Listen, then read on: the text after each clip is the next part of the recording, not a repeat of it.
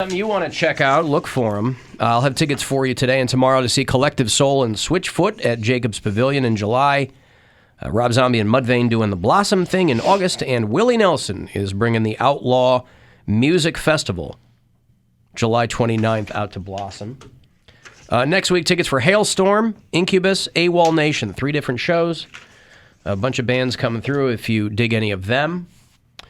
Your next chance to grab $1,000 is on the way here at 2:30. You can go fund yourself 4 times here on this show. Guardians game tonight at 6:10. So a couple of minutes before that, we'll get out of here. Did they win last night? They did. Yeah, they did. Hey, we're the Padres, 6-5. It was a doubleheader yesterday, so they took one apiece. Tonight they start up the first of 4 against the Toronto Blue Jays. Your C team, right? It's my B team against my C team. The Blue Jays are indeed my C team. That's right. A lot of people have asked me why the Pirates are not my C team. I had season tickets for the Pirates. Because it's for professional baseball teams, right? Well, depending on what you get when you get the Blue Jays. Yeah. Yeah. No, I just I've had an affinity for the Blue Jays, and so who knows, right? Who knows where one's allegiances lie or change or whatever. I saw that the Cleveland Browns, by the way, are grabbing Catherine Raish from the Philadelphia Eagles. She is their VP of Operations. She is the highest-ranking female football executive in the entire NFL. And she's coming to the Cleveland Browns front office. You know what that is? No. That's a response to Deshaun Watson. That's a good PR for the team, Deshaun Watson, because that's how guys think. They go, hey, we got a guy that women are mad at. Let's get a woman to come here. That'll diffuse the situation. Not that she's not, I know nothing about her, not that she's not eminently qualified and talented and all that, but I'm saying it's also, I guess they think that's good PR. They probably went through their file of facts and went, hey, who's the highest ranking female in the NFL? She's a VPO over at the Eagles. Can we get her? How much money do we have any left over? Right. Can we bring her here? And so they've got her. So sure, absolutely. I'm sure she's qualified. I'm not saying that, but it is all, I assume it's also a PR offensive on their part. I would guess, yeah. You know? Today's somebody told me today was National Astronaut Day. Of course, we all remember the great astronauts through history. Poundcake's got his favorites. I know we all do. Your favorite astronaut, Poundcake? The first one comes to mind. Louis Armstrong. Louis Armstrong. First man to play the trumpet in space. Right. That's right. He was a trumpetist, right? I think that he was. Wasn't he? Neo or Neil? Don't push it. Louis Armstrong. No, you're thinking of Neil Armstrong, I think, aren't you? Louis Armstrong, American trumpeter and vocalist, yes. But no, I'm thinking... Wasn't he out there in space saying, and I think to myself, what a wonderful world that looks like down there. Mm-hmm. Yeah. My favorite is Lisa Nowak. Oh, the one who wore the diapers? Yes. John Glenn. John Glenn, really? What up, Cleveland? Okay. My favorite's probably... Space Monkey Mafia. William Shatner. Oh, okay. Anywho, Jeff Bezos, yeah. I think, maybe. Lisa Nowak. Lance Bass, I think, is probably one of my favorite. She's the lady that drove astronauts from Houston to Florida, and she didn't want to have to do bathroom breaks, so she wore a diaper. Mm-hmm. No thanks. Yeah. Did Natalie Portman play her in the movie? I think so. Yeah. Natalie Portman, who yesterday, very briefly, Mary thought was dead. No. But she is not. You said that. And then I was like, wait a second. Anyway, but I was thinking of this yesterday. We were off a little bit early yesterday because we were picking up the second game of that double header. And so I was able to make it to my daughter's soccer practice. And one of her coaches was wearing a NASA hat. And of course, my first thought is to ask him, do you work there or just shop there? I kept that to myself. That's because too bad. That's a good. I don't really know the guy, and he would have That's looked the at me. prime space for a dad joke. That's how you break the ice. Yeah. Then he's like, "Oh, this guy's funny." Did you never see the movie The Right Stuff, Poundcake? I feel stupid even asking you that question. No, I haven't seen it. Haven't seen. Okay. I've never seen that. Gus Grissom. Oh, you've never seen that? No. Oh, it's a great movie about real guys, all played by great actors like earlier in their careers. So it's like Dennis Quaid and Ed Harris, and because they're playing Gus Grissom and John Glenn, So it's Alan not Shepard. a New Kids on the Block movie. Well, no. You're thinking of Hangin' Tough. No, they had a song called The New Right Kids. Stuff. Yeah, I know. No, The Right Stuff. Great movie. 1983. I was 12 when I saw that. They were hanging tough, weren't they? Those New Kids on the Block. They really were. We're rough. Yeah, here's some tough guys. I never understood, and I know New Kids predate All of the boy you bands. guys. Well, I mean, there were, New Kids were the biggest thing when I was in second grade. yeah, in the 80s, they were a big deal. But my question, I guess, I never understood why they felt compelled to pretend that they were tough. I mean, your audience is girls. You can just get by dancing and shucking and jiving and doing that whole thing, right? Because girls buy into the illusion. Especially because it's not like they were 25-year-old girls that were into them. It was 12-year-old girls that were into That's them. what I'm saying. So they go, when they say, like, we're tough guys, and they have these, different facades, people are buying into that. Those young girls are like, they are tough. This is what they're buying into the illusion. But they would have been they would have still had that audience and been crazy successful either way.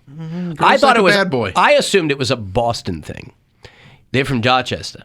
You can't have anybody from Boston who won't try to convince you how tough they are. Well, that Despite probably all plays into evidence it. to the contrary. I have a I figured it was more about that than anything else. They sold 70 million records. Who was famous first, Mark Wahlberg or his brother? Donnie He was. Donnie was famous first? Yeah, because he was in. Donnie was. Oh, in, I was thinking they were both in New Kids. No. Donnie Marky was. Mark and the Funky Yeah, Bunch. Donnie So was first. They had a Marky career Mark at the balls. same time. Then Marky Mark came out later and was his own thing. Because he got the fame off of his brother, and then he took it and ran with it because he was the better looking brother. When was That kind of sucks. not Boogie Nights? Donnie Was Boogie Wahlberg was Nights? the best part of Sixth Sense. People forget that. What was Mark Wahlberg? He's super young. Was it Boogie Nights? He was in Boogie Nights. He was in Boogie Was that Nights. his first big movie? I think so. So that was before One of New them. Kids, Yeah, though. that was like his first like serious role. No, that wasn't before New Kids. Boogie Nights was like early Wait, 90s, yeah. I I thought think. that was Late like 90s. mid-80s. Boogie Nights was probably like 96 or so. Yeah, like a decade. New Kids were smack in the 80s. Never mind. I don't know anything. Did they ever tour together? New Kids on the Block and Marky Mark? No idea. I don't know. New Kids on the Block went out with Backstreet Boys. I don't care about them. I was asking about. Wow, are you this like guy. this? He's screaming. I was God, curious. He was screaming in the elevator. I know. Listen to I this. always know when he's here because I either hear chomping going on down the hall because he's got food and he's eating it in transit, mind you, or I just hear down the hall from. Where- No, I'm here by myself from 8:45 until 1:30, and then I hear, again, there's no one here anyway, so it's a ghost ship. And so, yeah, sure, it's not necessarily all his fault. It's a little jarring for me. But I know when he's here. We're down in the cafe. We're each making our little salads, and he's going on and on about how he feels so much better today. His neck doesn't hurt as much because he took Advil. Like that had to be explained to him by his mother. Not even kidding. And then I was saying how I had a really bad headache and I'm PMSing. I'm just overall not in a great mood. I don't feel good. I'm bloated. And then we get into the elevator, and he is screaming at the top of his lungs about work or something. I don't know why. And I'm standing there, and I'm like, Like I you're in an just told you. I enclosed space. just told you how bad my head hurts. And then I immediately walked in and asked you for Advil. Because I was like, Ask me for some. I didn't want to take yours because you only had the little thing. I have 2 of them. Yeah. I have plenty. But yeah, I was like, I am a foot away from you, Cody. Yeah, read and the I room. just said how bad my head Read hurt. the car, the elevator car. By the way, Boogie Nights, probably Marky Mark's first big movie, but you forget a couple years before, he was in that movie Fear, where he was Reese yeah. Witherspoon's bad boyfriend. That was Remember a that? creepy movie. Yes. That's where Ooh. people started to take notice of him, I think. Because that was like, it starts off like, oh, this is a fun He's a nice movie. guy. Yeah. He hand blaster on the roller coaster. It's a good time. It was a good time. Yeah. And then Well, it was like Fatal things Attraction go for down. teenagers. Yeah. Go downhill. I'm still like, there's one scene in that movie that still is like burned into my brain when he puts the dog's head through the doggy door. Yeah. And then just drops it, and he cut the dog's head off like Ew. that. Yeah. That's in Fear? Yeah. Gross, man. Yeah. Yep. And Yeah, who was Alyssa the dad? Milano was in that movie too. Yeah, she was the skanky friend, right? Yep. And then Reese Witherspoon, and then the guy from CSI, like when it for William Peterson. that's the guy. He was the dad. original in the original Hannibal Lecter movie. Yeah. Hey, let me give you some money here. It's $1,000 as promised. A chance for you to go fund yourself. Listen closely and good luck. The Buzzard wants you to go fund yourself and score $1,000. Enter the nationwide keyword FUN at WMMS.com. That's fun. Enter it now at WMMS.com. And good luck from Buzzard Radio. You guys are sucking on Advil or whatever. I'm popping Claritin because I don't know what's going on with Oh, me. you got some allergies? My allergies. Have you ever had allergies? I've never had allergies, but I assume that I've developed some. I don't know. Mine were awful last week. I just assume there's so much crap now in the air and the water and everything Yeah. else that it's probably impossible to not be allergic to something. But traditionally, I've never had allergies. Well, it's the itchy throat, itchy eyes. Well, and sneezing. Gwen was like, and the barometric pressure's been up and down all, for a while now and all that with all the weather and weird. But I don't know. Who knows? Yeah. Whatever. Who cares? Alan, I got a letter from Angela, I think. Angela, Mona, Samantha. Another Alyssa Milano reference in 5 minutes. Email from Angela. Yeah, she said, Poundcake's worst nightmare come to life. Florida deputy drives over woman as she sunbathed on Florida beach. Now, Not a semi-truck. correct. Not a semi-truck. The mental Not a image. runaway semi-truck. The mental image in the initial anecdote of Poundcake worrying about a semi-truck barreling down on him like a Stephen King movie on the beach. That's funny. I still don't understand how you get run over when you're sunbathing. I don't think she's dead. This is her name. Robin Diffenderfer. Did she help with the live stream? We got to get her on the live Yeah, we stream got- doing yeah. some work. Today we've got Fernando Fernandez for Cinco de Mayo. So thank you, Fernando. This is Robin Diffenderfer, who was just lying there on St. Pete Beach yesterday. And 911 called. And a sheriff's deputy is out there. You'll see cop cars on the beach. You'll see like a Chevy Tahoe, like these big SUVs, going up and down the beach, looking for teenage drug addicts or whatever, making their rounds. And he made a right turn from where he was parked, and she was lying on her back in the sand, and he ran her over. Oof. He drove over her right side, mid to upper back. And She did.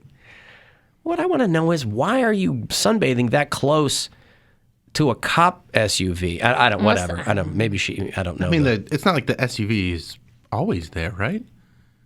Right. I don't know. That's why, hey, I'm anti-beach, and here's another reason why. Because I you like might the get run sand. over. I don't like the sand, and I don't like getting run over by anyone. I was Not texting- just cops. I was texting my buddy who lives in L.A. about, I asked, you guys are back on water restrictions out there? And he's like, yeah, it's getting really, really bad and blah, blah, blah. And, there's fines. You get to water your lawn for 10 minutes a week, stuff like that. Why are they still doing lawns out there? Just go with the rocks dust. and Yeah, the- go with the rocks. I don't know. The rock garden. That's the rock what garden looks good. Well, not only that, but wealthy people still seem to have all the water they need, right? Because they have these manicured lawns, they have their own fire departments, whatever. That's another conversation. They have the tears of their underpaid employees to water their lawns. Well, you got to hydrate. But he's one of my best friends my whole life. He's another guy who hates the beach. So when we go see him, he and his wife live in Glendale. And some years ago on 4th of July, we went out there and hung out with them for about a week, and we went to Santa Monica Beach and hang out at the pier or whatever. He was pissing and moaning the whole time. So it's me and Gwen and his wife, Nikki, and we're like, we're going to go to the beach and we're going to have a good time. He's walking out like Brando in Island of Dr. Moreau. He looks like Elaine Bennis with the sun hat and the thing, and he's like, I don't want it. I'm like, bro, I've known you my whole life. When did you get so anti-sand and beach? So he's like, I don't see he sounded like what I must sound like to other people on a variety of topics. He's like, I don't see the point. That's how you sound about bread. By I'm the like, way. I just bought a loaf of bread. Oh, nice. I'm trying to get back into PB&J's. Good job. They say you can't beat them. They're so good. But they live in. I go, you live in Los Angeles. What kind of peanut butter? You kind of have to. You hate the beach. What kind of peanut butter do you use? Crunchy. Me? Look at Crunchy Jif. What? Crunchy Jif. Yeah, that's good. No, creamy only. Anyway, I bought a loaf of keto bread just because I think it tastes good. sure. And It saves you some carbs. I It bought does some PB and some peanut butter. You get that from, was it the Meyer bread? No, it was Giant Eagle. Okay. They have like one kind of keto bread there, and I grabbed it. And then, because I told Gwen, I go, you know what? I think these are these scintillating conversations we have at Casa Cox. I go, I think I'm going to get back into PB&J. Yeah. And then I had my... She goes, and you can't remember what you talk about on the radio? Right. Because you're too busy thinking about getting back into PB&J. Yes, that's correct. Who cares? Well, they're super simple, and they're good. They're great. They're not... There's sugar in the jelly, but Yeah, but overall, still, they're not when bad you for want you. it, Yeah, it's they're a good snack. Not bad for you. I had one of those for dinner the other night. We were talking about sand. My boyfriend played volleyball, like recreationally, for a long time. And then when he moved to the west side, he was always playing on the east side. And I asked him, I was like, there's plenty of volleyball leagues, like bar leagues and stuff you could play on the west side. And he's like, I don't like sand. I was like, what kind of volleyball are you playing in the summertime if you're not playing in sand? And I guess Probably in a gym. He only plays indoor. Really? So I was like, I've thought that the whole point of volleyball is like to be outside in the sun and it's summer. And he's like, no, I am an indoor cat, like indoor volleyball in a gym with sneakers on. So like, gross. Yeah. Well, he Sweaty he and hot. hates sand. Sand volleyball, though, is a whole different thing because that surface is always shifting. Yeah. So if you were really into volleyball, I could see where you'd be like, I need to be on a hard court so I Yeah. can hit my whatever. he's a tall, lanky guy, But he too. specifically said he hates sand. It's the sand. He goes, I hate getting Yeah. all sandy, and then it gets in your car, and then it's this, and then it's in the drain in the shower. And I was like, all right, so drive to Eastlake every Monday? I don't know yeah, what to there are tell a ya. lot of things that bother me, and sand seems like something that should. But I love beaches, man. Me too. I hate It's it. fun. I mean, I don't mind a beach. I will to walk. look at. I will walk around in flip flops because there's needles and Lake Erie whitefish and all kinds of crap. But you know, I'll look at the beach. I don't need to be on the beach.